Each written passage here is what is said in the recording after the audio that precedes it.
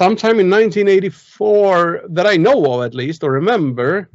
But my mom remembers me sort of screaming from the living room when I was young, and she was in the kitchen, and she ran into the living room where I was in front of the TV, thinking I'm heard myself or freaking out, and I'm jumping and screaming like ah!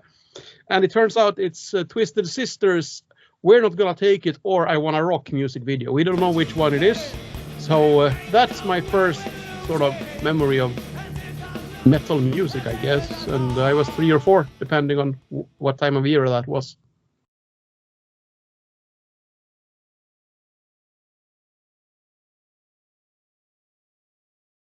I don't know, since I was so young and I barely remember it, I can't really say, but I mean, having cousins who listen to rock and metal, and me never leaving, but I didn't know it was heavy metal back then. I mean, I was fucking 3 or 4 years old. It was music, and I liked it. And it didn't dawn on me, that whole scene with what metal is, what it stood for, and all of that. That came much later to me, and honestly never really mattered to me. I like how it sounded. I mean, so I don't know exactly when I became aware of it, but I guess around rock music, hard rock, 8 years of age, maybe.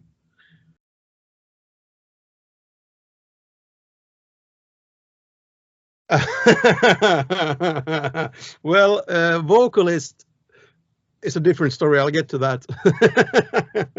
But no, I always liked to play music, and I did start playing Hammond and church organ when I was young. Hammond first, and then with school.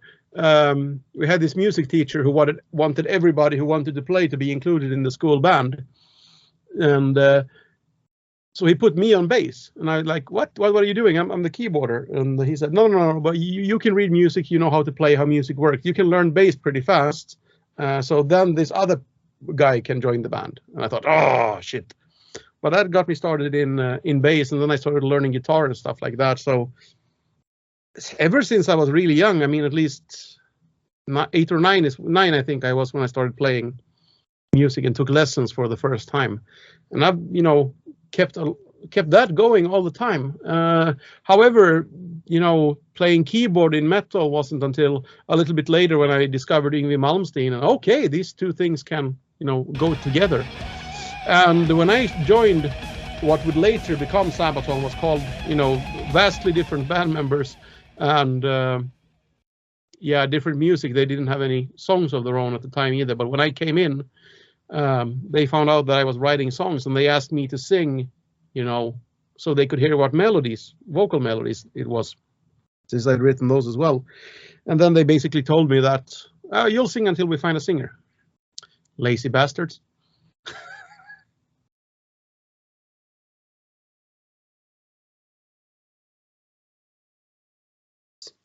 Oh yeah, several. I mean, I never started singing. That's the thing that people seem to misunderstand. In my head, I never started singing. I just ended up singing. So I never thought of me as a singer. I just sang until we're supposed to find a singer. But at the time, I mean, people I would listen to would have been anything like Bruce Dickinson, Rob Halford, Jeff Scott Soto, really good. Swedish guy, Mats Levén, still one of the best.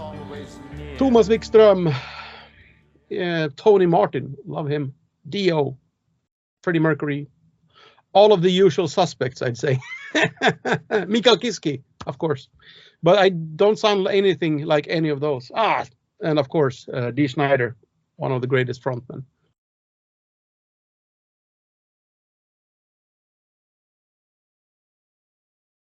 Well, they still haven't found a fucking singer. I never signed up to be a singer. I've gone comfortable with it now, but I was seriously a bit angry in 2005 when they came and said they'd found a keyboarder, and just like, fuck you guys, that's my job. No, that's something that sort of slipped on to me, that I think I was a singer before I even realized I was a singer. You know what I mean? I think I was a frontman even before I was a frontman in my mind. I just wanted to do of course, even though I wasn't where felt I was supposed to be, I always felt like I owed both myself, the band, and the people, the few who were in the crowd. I owed to do the best I could and improve as much as I could. But in my mind, I was already, only the keyboard player. Then until we came back, I don't know, at some point in our career, we came back after tour and I was going to play keyboards, and I realized I hadn't played keyboards in such a long time that my fingers wasn't doing what my mind wanted them to do. So yeah, weird transition for me. Still don't know what to think of it.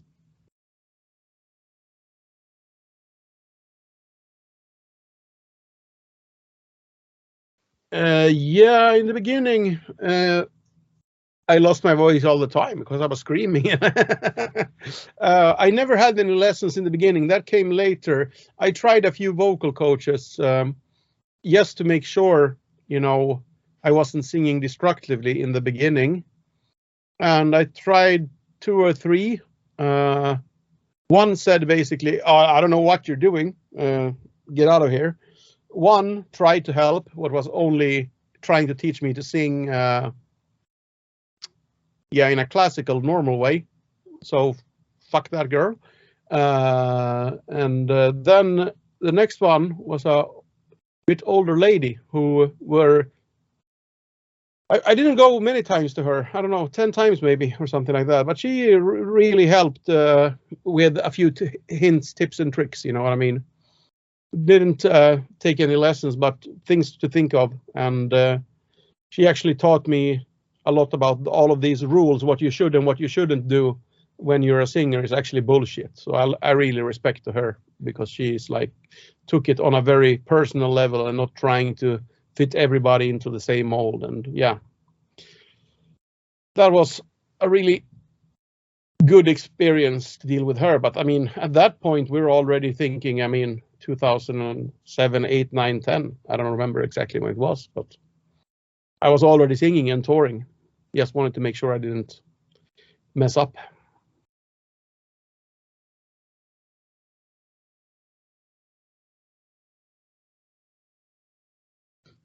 The last time I can remember having serious vocal problems on tour where it seriously affected us.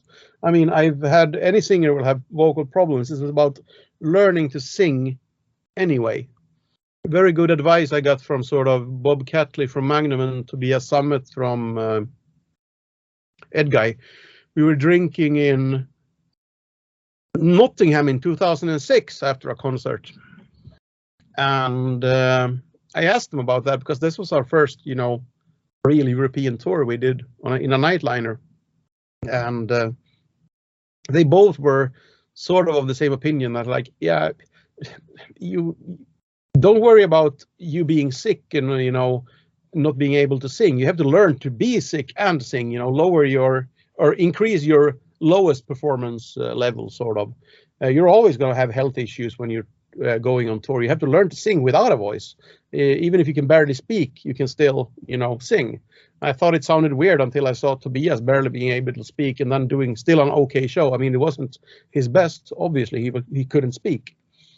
But that sort of resonated with me, and that's what I've been sort of working with over the years, trying to be able to, everyone wants to be able to do the best on stage, and this goes for 90% of all the musicians I know. And it can really be hard if you're, for some reason, you cannot give it all or be as good as you want to be. All of those limitations can become a downer and hard on you, especially if you're struggling with, a cold or an influenza or something that's going to lower your performance over several days or maybe weeks on tour. Well, for me, it's worked sort of like, can I go have a 40-degree fever, almost not be able to stand up, pop, just regular ibuprofen or paracetamol, nothing weird, but just go up on stage and get through 1.5 hours of concert without anyone in the crowd noticing something's wrong. Well, then that's a win for me.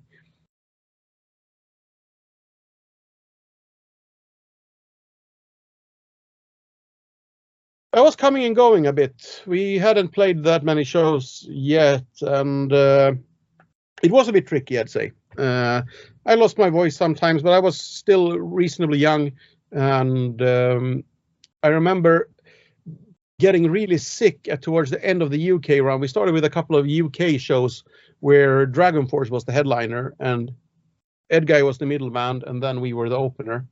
And then that would change back when we got into continental Europe. EmJay was the main band or headliner, and then Dragon Force, and then us. And the singer in Dragon Force at the time, CP, he really helped me out, gave me some of his medical knowledge and pills and stuff that he had for when he was sick. And I think we started out in Switzerland on the continental European part. And I remember we did like 2 nights there, and the first one I was really struggling, but then I was slowly but surely getting better.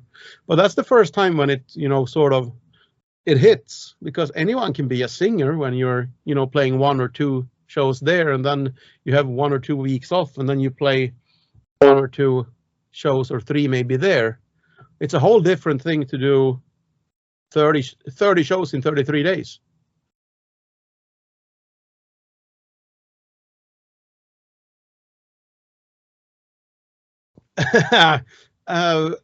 Once again, I think it's a slow.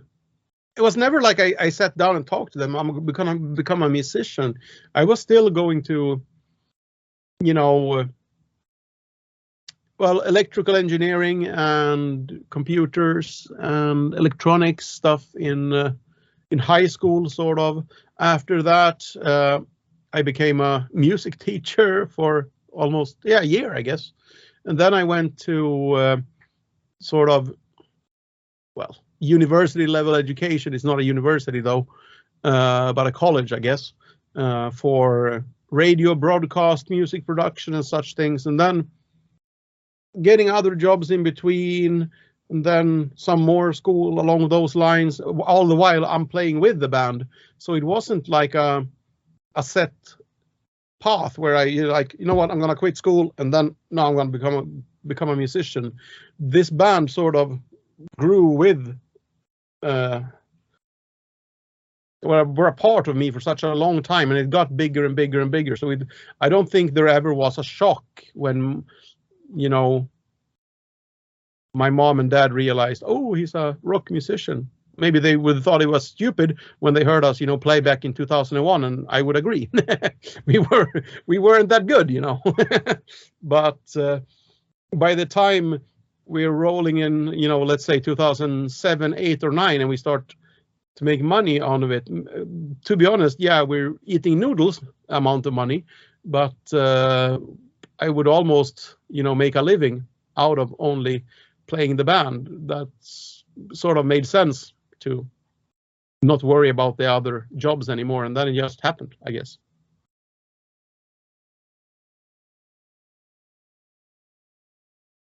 No, not at all, actually. Whichever feels best at the moment. Don't really care about how holding it. The only thing I can sort of tip I can give musicians, when you sing with them, cabled microphone, if you do in the beginning.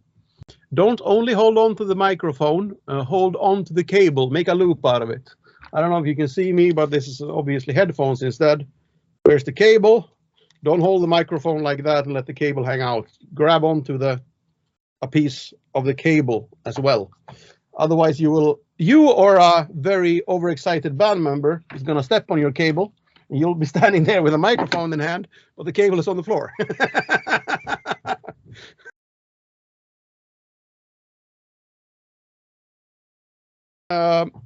Depends, actually. If I haven't been singing in a while, I do warm up vocally. I always warm up physically, because to start, the singing isn't only about what's happening around your neck area in general and throat.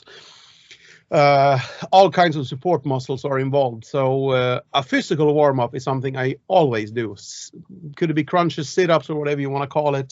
Move around. Usually if I have the room, some kettlebells to swing around to get my core and my muscles started in a way. Nothing serious. You don't have to do a full pump yourself to pieces workout. Make sure all your muscles are awake and responding, you know. And if I haven't been singing for a while, absolutely some sort of warm up vocally with soft words or noises.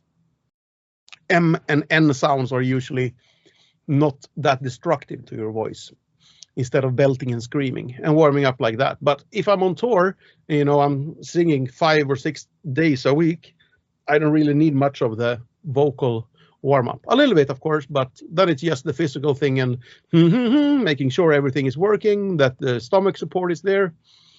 It's, yeah, for somebody who is getting started, I would say also it's a good way to check. For me, I just use it to check, but you can use it to warm up and make sure your stomach support is there. If you're making noises and it feels like you're coughing, your whole core is involved. If you do or and all of these things, you shouldn't only be feeling it in your, you know, in your mouth and your throat. It should be stomach, lower back or side, almost ass, everything. All of that should be involved. And if you can engage all of those muscles while making a sound without it being, you know, wrong, you're probably warmed up enough to go on stage. And so sometimes I just do, you know, 1 minute of physical or 2 minutes of physical warm up, and then I hit the stage.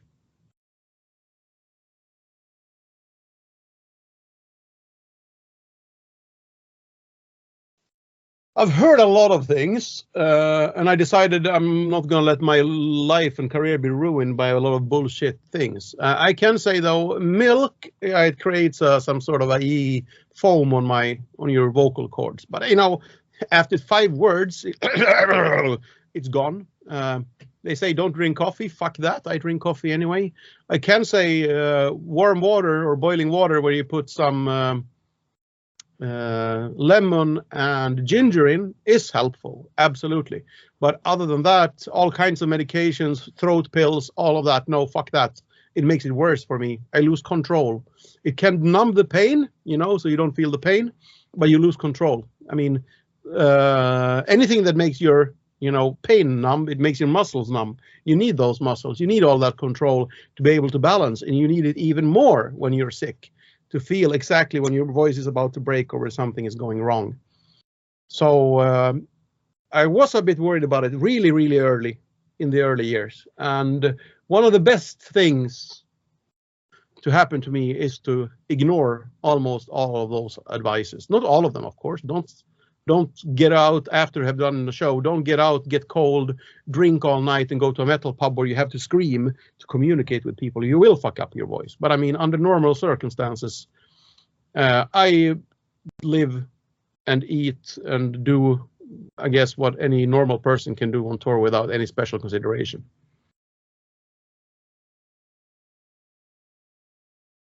Don't do it, man. You can still back out of this shit. No. Yeah, it depends. Patience. And accept the fact that if you are really young, if you're unexperienced, accept that you suck or aren't that good.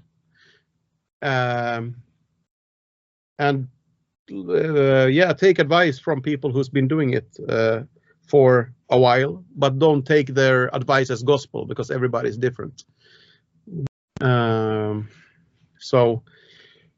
don't think you're gonna join a band just having sung for being a singer for a year, and you've done 15 shows and been together a year as a band and nothing has happened, that you should quit and start something else, or that the other guys in the band aren't good or whatever.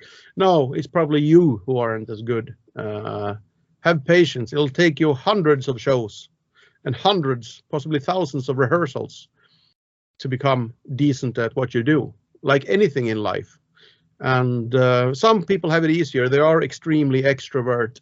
They love the attention and they can handle all of those social situations. So some might get there faster, but we're still talking about hundreds of shows of being there when it goes wrong. I mean, anybody can be a musician with limited experience under perfect circumstances when everything went right and nothing went wrong.